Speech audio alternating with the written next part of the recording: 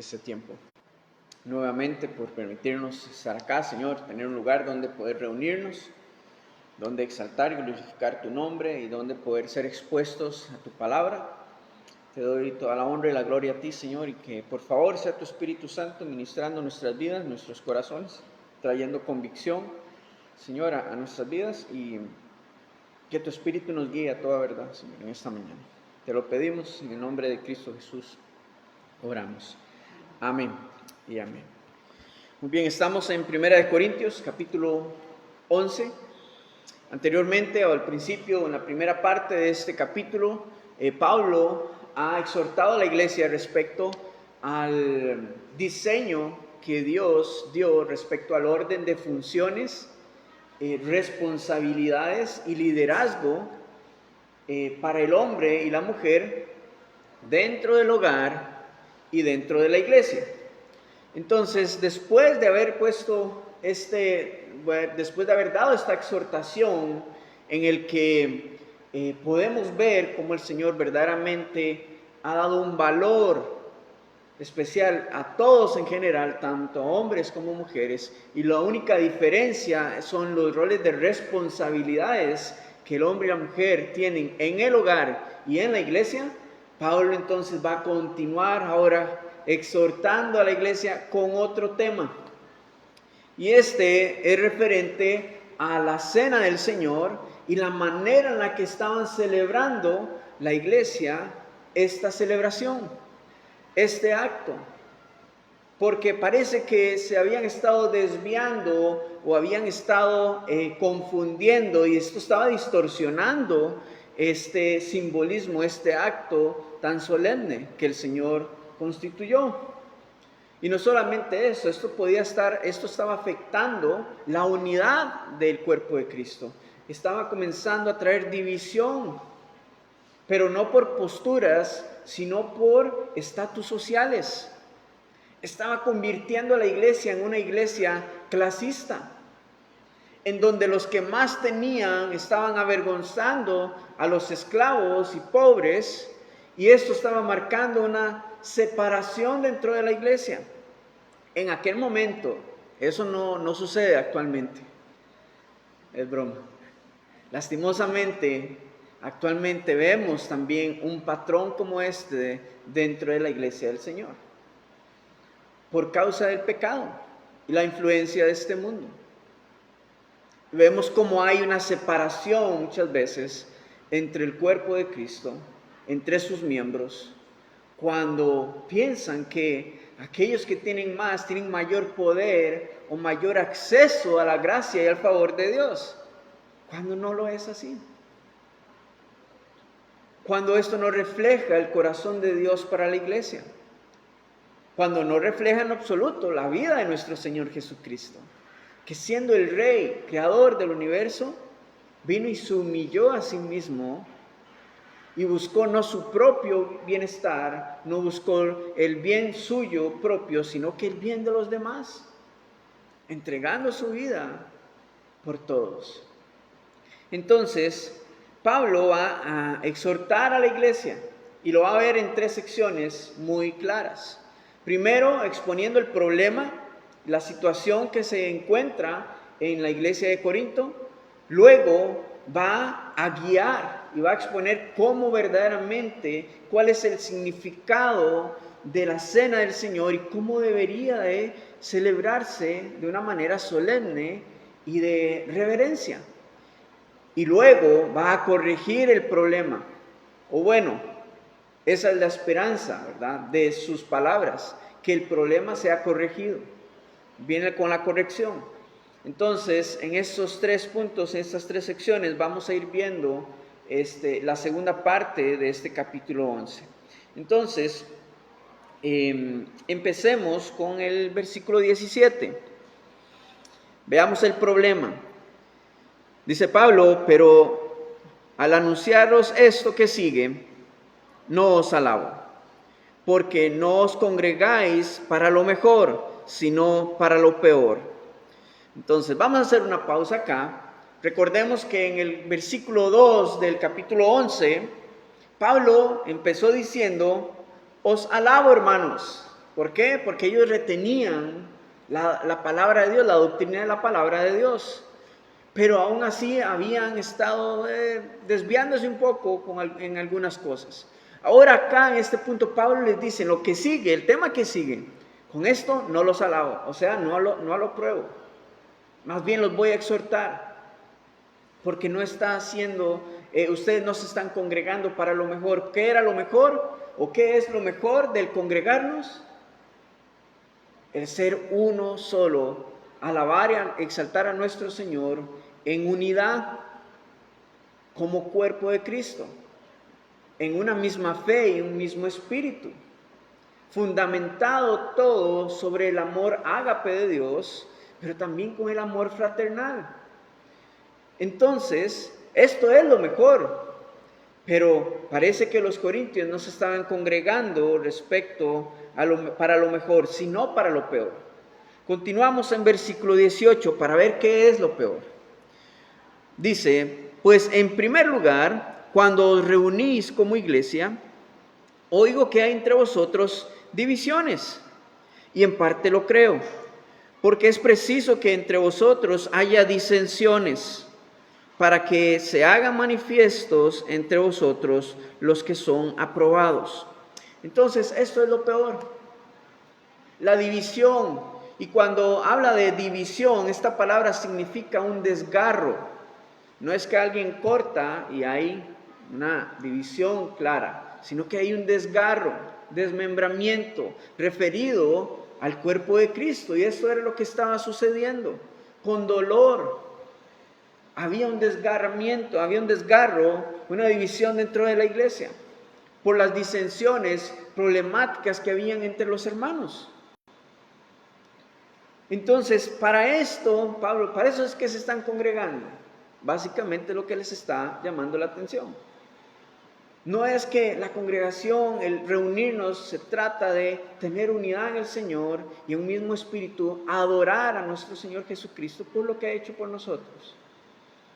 Entonces, ahí va la línea de Pablo exponiendo o confrontando la situación. Pero veamos de qué se trata. Antes de continuar, cuando Pablo al final del versículo 18 dice, en parte lo creo, 19, porque es preciso que haya entre vosotros disensiones para que se hagan manifiestos entre vosotros los que son aprobados, lo que quiere dar a entender es que a través de estas situaciones se iban a dar cuenta cuál era el corazón verdadero de cada creyente. Ahí iban a reflejar verdaderamente en dónde estaban sus prioridades, si verdaderamente han nacido de nuevo o si aún están lidiando con cosas de su pasado. Versículo 20. Cuando pues os reunís vosotros, esto no es comer la cena del Señor, porque al comer cada uno se adelanta a tomar su propia cena, y uno tiene hambre y otro se embriaga. Pues que, ¿no tenéis casas en que comáis y bebáis? ¿O menospreciáis la iglesia de Dios y avergonzáis a los que no tienen nada? ¿Qué os diré? ¿Os alabaré? En esto no os alabo. Resulta que para ese tiempo de la iglesia del primer siglo, había una celebración previa a la Santa Cena. Y esta celebración tenía como nombre el banquete de amor o el festín de amor, que era una comida compartida. Algo que nosotros, como Capilla Calvario, cada último domingo de mes celebramos. Por eso es que lo celebramos. Por eso es que tenemos una merienda compartida al final del servicio ese día, para poder fomentar también la unidad, no solamente en la adoración, sino también en la edificación unos a otros, compartiendo entre todos. Y el que se va con hambre ese día es porque quiere, porque comida, gracias a Dios, provee para poder ser saciados todos. Entonces, es basado en este principio. Entonces, en la iglesia en Corinto, estaban celebrando también esta tradición de tener una cena. Pero lo que pasa es que como la iglesia era compuesta por esclavos, por familias pobres, pero también con personas, familias más pudientes, ricas y que tenían bastantes recursos. Obviamente había una clara división y separación entre los que traían para compartir y los que no podían traer mucho o que no del todo no traían nada. Entonces la situación es que aquellos de mayor estatus social se apresuraban a comer lo que ellos mismos traían para compartir, o lo compartían solamente entre ellos, y traían sus jarras de vino, probablemente el más fino. Y entonces, al apresurarse a comer y a beber, ¿cómo iban a terminar para cuando este tiempo culminara con la cena del Señor? Unos con hambre y otros ebrios. Entonces Pablo, al escuchar de esta situación, viene con la corrección y les dice, de esto no se trata. De esto no se trata este tiempo de comunidad como iglesia, y mucho menos venir tan irreverentemente a tomar la cena del Señor. Porque esto más bien, la idea o el principio detrás es poder compartir y crear lazos de unidad entre la iglesia. Y nuestro ejemplo respecto a este principio, a este festín de amor, la iglesia de los Hechos en Jerusalén, los primeros cristianos. ¿Qué nos dice la Escritura? Que ellos compartían todas las cosas y tenían en común todas las cosas. Y velaban por las necesidades del uno y del otro, y partían el pan en las casas. No nos dice de que solamente los que tenían más recursos se reunían aparte y los pobres, no, eran todos un mismo cuerpo, no había diferencia entre ellos. Y esto exactamente es lo que debía de haber continuado en la iglesia de Corinto. Que no hubiese ninguna diferenciación de estatus social entre los miembros de la iglesia. Y esto es aplicable para la iglesia de Corinto, pero también para la iglesia de todos los tiempos. Y esta es la exhortación de Pablo. ¿No tienen ustedes casas para que vayan a comer o para que beban? ¿O menospreciáis la iglesia de Dios? Los esclavos, los pobres, son parte esencial dentro de la iglesia de Dios. Todos somos uno. Pero estas actitudes lo que estaban mostrando era desprecio hacia esta clase social por parte de los ricos. Y también, no solamente eso, había menosprecio, sino que los avergonzaban. Los veían por encima del hombro. Y lastimosamente es la actitud que muchas veces estamos viendo en la iglesia de hoy, entre congregaciones o también entre miembros de la iglesia. Cuando más bien deberíamos de todos estar unidos, velando por las necesidades del uno y del otro. De eso se trata el amor ágape de Dios. Ver no solamente por nuestra vida y en nuestra familia, sino ver también por lo del otro. ¿Cómo está? ¿La está pasando bien? ¿Tiene que comer? ¿Tiene que vestir? ¿Está en enfermedad?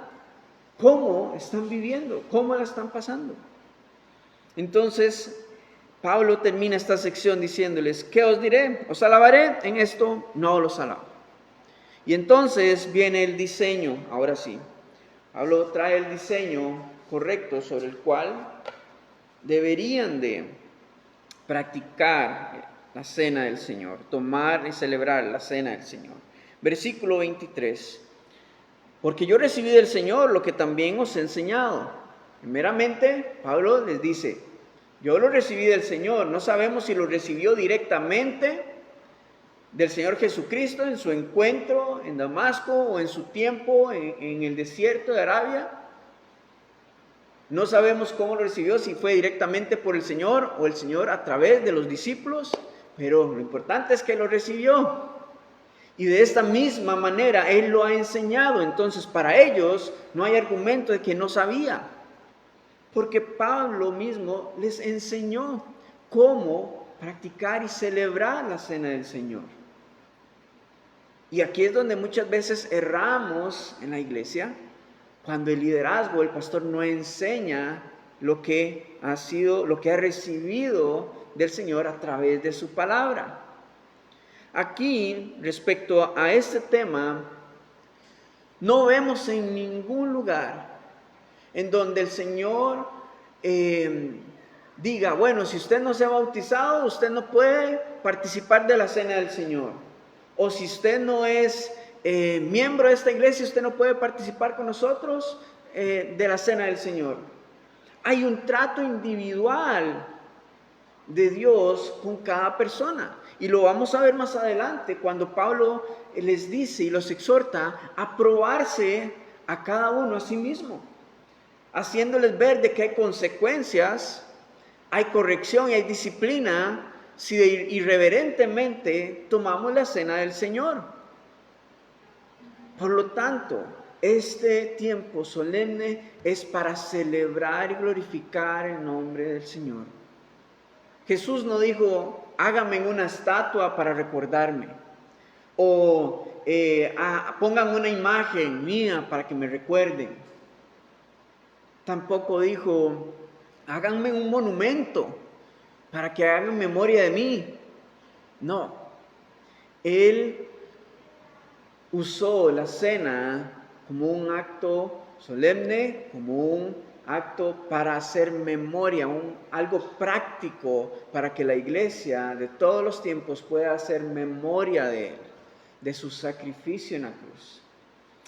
Entonces, Pablo dice, porque yo recibí del Señor lo que también os he enseñado, que el Señor Jesús, la noche que fue entregado, tomó pan y habiendo dado gracias, lo partió y dijo, tomad, comed, esto es mi cuerpo que por vosotros es partido. Haced esto en memoria de mí. Recordemos que el marco en el que el Señor le da un significado a este acto, a esta celebración, era en el marco de la celebración de la Pascua, la cual constituía también una cena de la Pascua judía. Y estando en la mesa, ellos celebrando con los discípulos, el Señor hace una pausa y entonces toma esto como un simbolismo para que todos podamos recordar y hacer memoria de lo que iba a acontecer en la cruz. Y entonces, a través de estas palabras del Señor, tomad, comed, esto es mi cuerpo que por vosotros es partido, nos hace recordar el sacrificio y la pasión de su cuerpo hasta el momento de la cruz. Continúa el versículo 25 diciendo, asimismo tomó también la copa después de haber cenado diciendo, esta copa es el nuevo pacto en mi sangre, haced esto todas las veces que la bebiereis en memoria de mí. Este acto de la copa es la representación de la sangre derramada del Cordero, la sangre derramada de nuestro Señor, la cual expía el pecado del mundo, el cual redime al pecador que se arrepiente. Y con esto el Señor nos invita a vivir en un presente continuo. ¿Por qué presente continuo? Porque continuamente estamos viviendo bajo el nuevo pacto en su sangre, todos los días.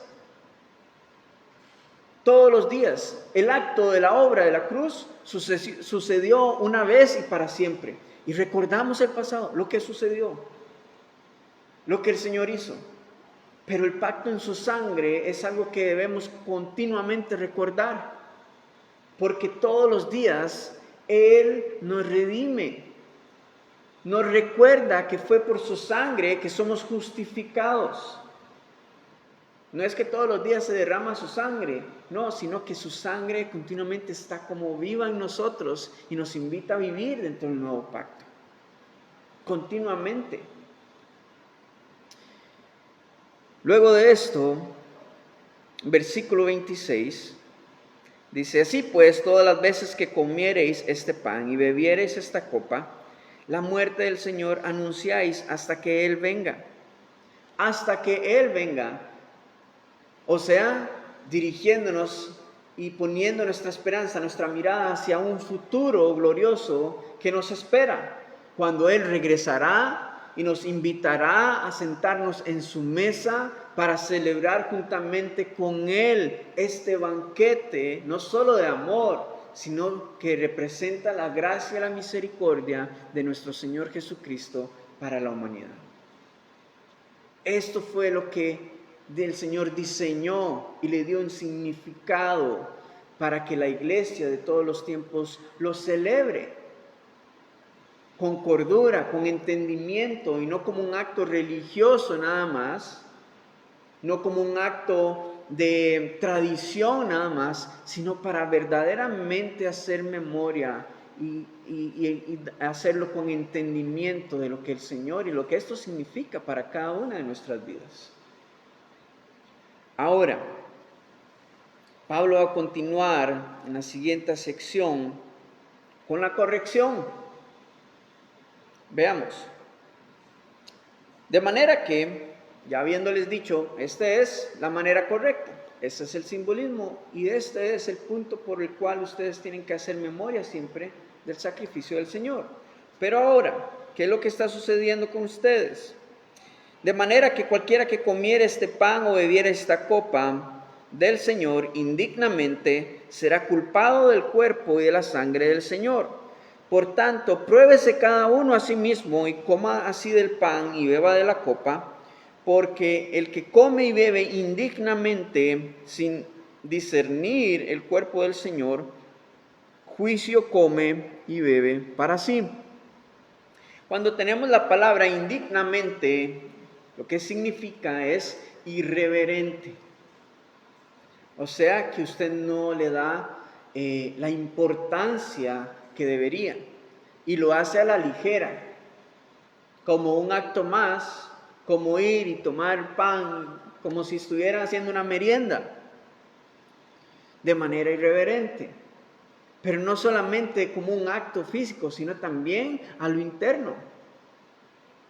Cuando en nuestro interior sabemos que queremos continuar nuestra vida, nuestras prácticas de pecado, sin importar de que el Señor haya dado su vida en la cruz por nosotros. Aquella persona que verdaderamente es creyente y que ha nacido de nuevo, ese es el único requisito para venir y tomar, celebrar de la cena del Señor. Nacer de nuevo. Pero habían personas que lo estaban tomando a la ligera y probablemente no habían nacido de nuevo. Y por lo tanto estaban siendo irreverentes de que sí, el acto de la cruz, pero como el día de hoy, mucha gente conoce acerca de Jesús y sabe que Él murió en la cruz, pero eso no transforma sus vidas, el que ellos cognitivamente lo sepan. Hay un cambio cuando hay convicción y verdaderamente entienden lo que esto significa. Y eso los invita a entregar sus vidas a Cristo para nacer de nuevo. De lo contrario, es una manera ligera e irreverente, la manera en la que muchas personas a veces toman la cena del Señor. No le dan la importancia, no sabiendo y comprendiendo tal vez de que esto es algo que el Señor le dio un significado de justicia, de justificación para cada persona que se arrepiente. Entonces, Pablo invita a que aquellos que lo vayan a tomar se preparen. Cuando les dice, por lo tanto, pruébese cada uno a sí mismo. Examine su vida y su corazón, no bajo los estándares humanos o bajo de que lo que a usted le parece o lo que usted siente, sino bajo el estándar de la vida de nuestro Señor Jesucristo, bajo el estándar de lo que nos dice la palabra de Dios. Poniendo esto como un espejo hacia nuestra vida y nuestro corazón, examinemos nuestra vida y nuestro corazón. ¿Cómo estamos viviendo? Hay cosas que verdaderamente deberemos traer al Señor y arrepentirnos, confesarnos con el Señor y pedirle perdón para que Él nos renueve, nos purifique y nos limpie. Eso es lo que Pablo está invitando a la iglesia. Pruébese cada uno. Venga, prepárese. No está siendo exclusivo, sino que está invitando a que la persona se prepare, el que creyente se prepare al momento de tomar la cena del Señor. Versículo 19 nos dice el por qué.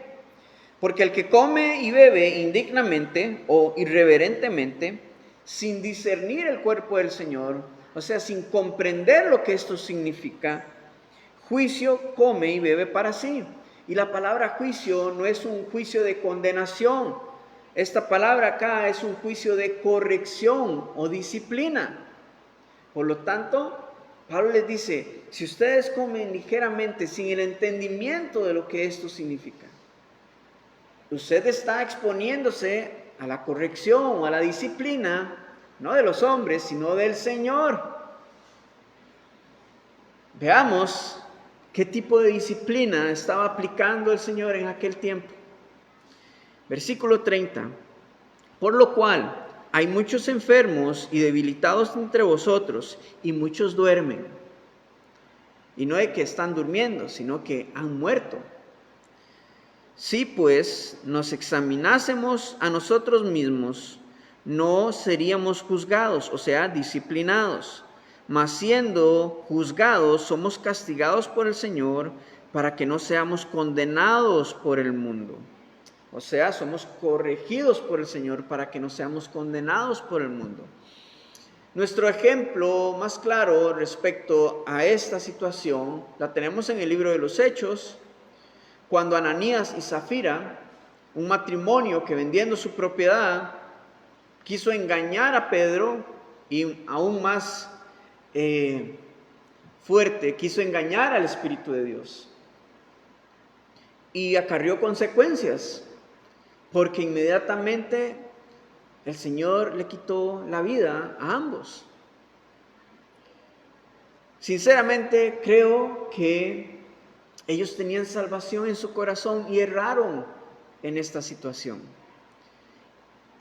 Y en extensión de gracia y misericordia, el Señor tomó sus vidas anticipadamente para llevarlos a casa, para que no fueran más allá, con el propósito de purificar la iglesia y dejar un precedente de disciplina dentro de la iglesia en aquel momento. Así igual lo aplica, o vemos que el Señor lo ha estado aplicando en la iglesia de Corinto. Ahora, esto es algo que no podemos comprender en nuestra humanidad, porque es un trato personal con el Señor. No lo sabemos. Yo no puedo entrar a la cabeza y al corazón de cada uno de ustedes o en general a la iglesia y saber cuál es la intención, si verdaderamente se arrepintió o no se arrepintió, si está tomando la cena del Señor de la manera correcta. No lo sabemos. Es un trato del Señor con la persona.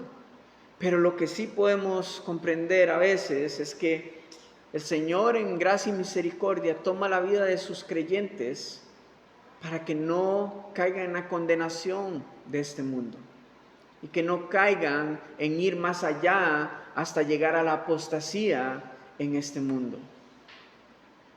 Y por preservar sus almas, los llama a casa anticipadamente. A nosotros nos duele, los que quedamos o los que quedan, pero a veces no comprendemos que fue lo mejor que pudo haber pasado para alguna persona, que el Señor tomara su vida y lo llevara a casa finalmente, para preservar su alma. Entonces, está la manera en la que el Señor está aplicando la disciplina en esta iglesia. ¿Podemos refutarlo? Sí, pero ¿quién le va a decir al Señor cómo ejercer su corrección sobre la iglesia? Y esto lo está haciendo por protección a su cuerpo, por protección a su novia, para que las influencias externas no contaminen lo santo y lo sagrado que Él ha constituido para la iglesia. Entonces, continuamos, versículo 33, y veamos cómo cierra Pablo este tema. Así que, hermanos míos, cuando os reunís a comer, esperaos unos a otros. Si alguno tuviere hambre, coma en su casa, para que no os reunáis para juicio. Las demás cosas las pondré en orden cuando yo fuere. Parece que había más aspectos por corregir, pero Pablo se dedicó en corregir lo esencial, lo principal que estaba dañando la unidad del cuerpo de Cristo. Entonces, vemos acá Pablo enseñando modales. No busque ser el primero en la fila. Busque servir a otros. Busque ser empático con los demás. Y saben, esto es un buen ejemplo de cómo aplicar el buen uso de nuestra libertad en Cristo. ¿Por qué? Porque recuerdan las 3 preguntas en las cuales podemos meditar para aplicar un buen uso de nuestra libertad cristiana. ¿Me conviene? ¿Me edifica? ¿Me dejaré dominar? Entonces, esto es una buena aplicación, porque entonces los creyentes pueden decir, bueno, ¿es conveniente que yo me avance a querer ser el primero en comer? ¿Me conviene a mi relación con mis hermanos de la iglesia? ¿Es conveniente para el testimonio que yo quiero dar, reflejando la obra del Señor en mi vida?